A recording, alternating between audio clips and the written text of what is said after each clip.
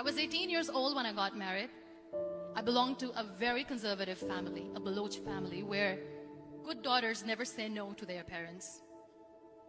My father wanted me to get married, and all I said was, if that makes you happy, I'll say yes. And of course, it was never a happy marriage.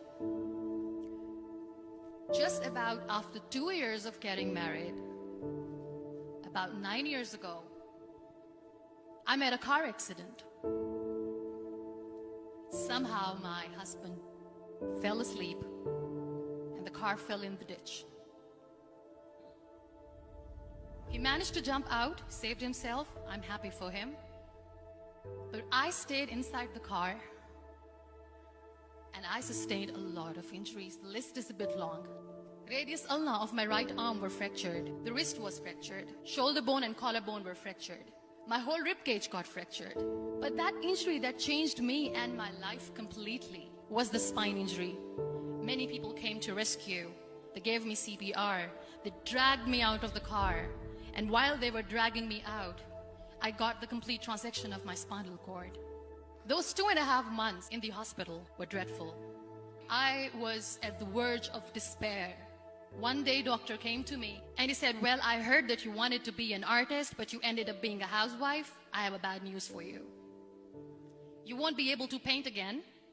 Next day, doctor came to me and said, your spine injury is so bad, you won't be able to walk again.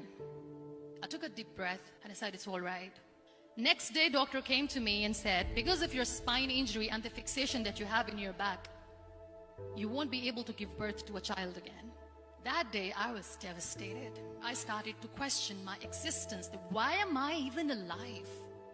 So what kept me going was, one day I asked my brothers, I know I have a deformed hand, but I'm tired of looking at these white walls in the hospital and wearing these white scrubs.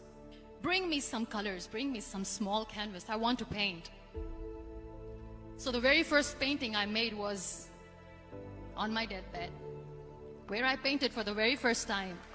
What an amazing therapy it was. Without uttering a single word, I could paint my heart out. I could share my story. People used to come and say, what lovely painting, so much color. Nobody could see the grief in it. Only I could. And that day I decided that I'm going to live life for myself. I am not going to be that perfect person for someone. I am just going to take this moment and I will make it perfect for myself. That I'm going to fight my fears. So I wrote down one by one all those fears. And I decided that I'm going to overcome these fears one at a time. You know what was my biggest fear? Divorce. But the day I decided that this is nothing but my fear, I liberated myself by setting him free. And I made myself emotionally so strong that the day I got the news that he's getting married, I sent him a text that I'm so happy for you and I wish you all the best.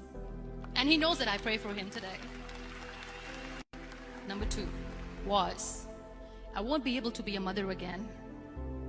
And that was quite devastating for me. But then I realized there are so many children in the world, all they want is acceptance. So there is no point of crying, just go and adopt one. And that's what I did.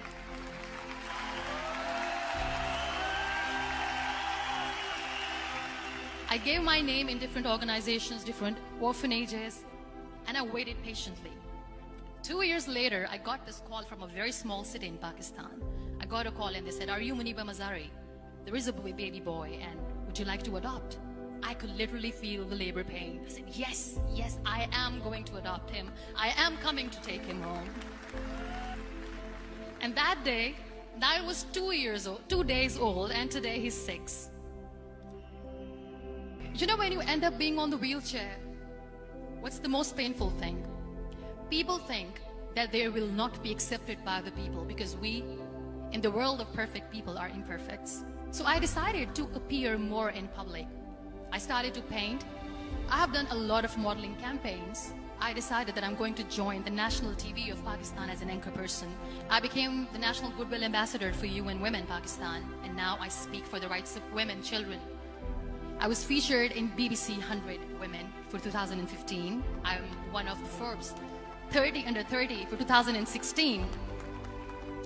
So when you accept yourself the way you are, the world recognizes you. It all starts from within. We have this amazing fantasy about life. This is how things should work. This is my plan. It should go as per my plan.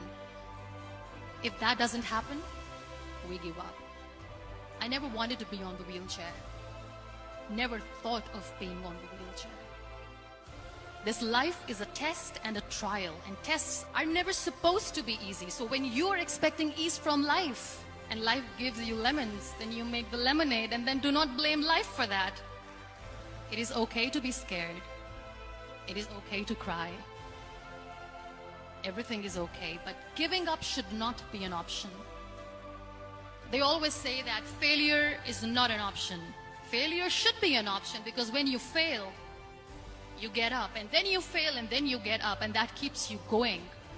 Embrace each and every breath that you are taking. Celebrate your life. Live it. Don't die before your death. Real happiness lies in gratitude. So be grateful, be alive, and live every moment.